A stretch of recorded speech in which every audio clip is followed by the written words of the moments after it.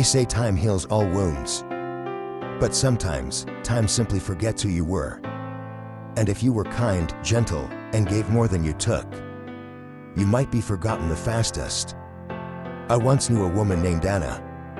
She worked quietly at a small library in a forgotten corner of the city.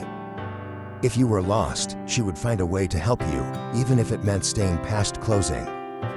If you couldn't pay a fine, she'd smile and say, "Don't worry, I'll take care of it." She never expected thanks. And for years, people passed through her life like shadows. When Anna retired, there was no farewell party, no plaque on the wall. The next week, her name was erased from the duty roster. And the new librarian didn't even know she had existed. Meanwhile, not far away, there was another name everyone knew, a businessman. Loud, ruthless, and impossible to ignore. He cut corners, crushed competitors, and smiled for cameras. And yet, his face was everywhere. On billboards, in magazines, at charity galas where he donated not out of kindness, but for the applause. People toasted to his success as if it were a crown he had earned. I used to wonder, how can the cruel be celebrated while the good vanish into silence? Maybe kindness is like water. It slips through your fingers, invisible after it quenches your thirst. You drink, you live, and you move on. But cruelty is like fire. It leaves marks, burns into memory, forces you to pay attention. The world has always been drawn to spectacle. A man who shouts will be heard more than the one who whispers wisdom. A scandal will travel further than a selfless act. And so, slowly, the good are buried under layers of louder stories. I remember a teacher from my childhood, Mr. Clark. He taught history, but not just dates and wars. He taught us to see patterns in humanity, to ask why some names fill the books, while others, equally brave, are reduced to a footnote. One day he said, "History doesn't record who was the kindest. It records who made the biggest noise." I didn't understand it then. Now, I think I do.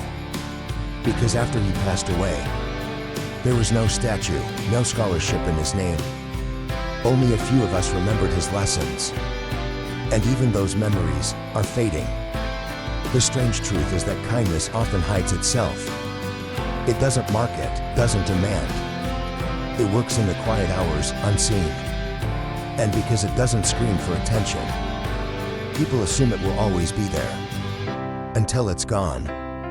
Cruelty, on the other hand, thrives in the spotlight. It sells stories. It fuels gossip. It gives people something to talk about, to react to. And in a world hungry for reaction, it's rewarded. It's not that people want to forget the good. It's that goodness is soft. And the human mind, conditioned for survival, remembers the sharp edges more than the gentle touches. Think of the last time someone hurt you. The memory is vivid, isn't it?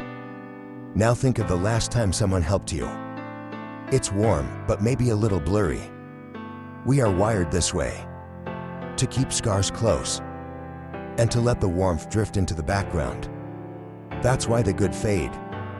Not because they were unimportant, but because they were too gentle for a world that measures worth in volume, not in quiet impact. And yet, there's a different kind of immortality that kindness can have. It doesn't live in headlines or statues. It lives in the small changes it makes in people. Changes so subtle you might never notice them. Maybe Anna's warmth made someone believe in generosity again. Maybe Mr. Clark's lessons are still guiding a choice someone is making today. These legacies are invisible, but they live on in ripples. And perhaps that is the point.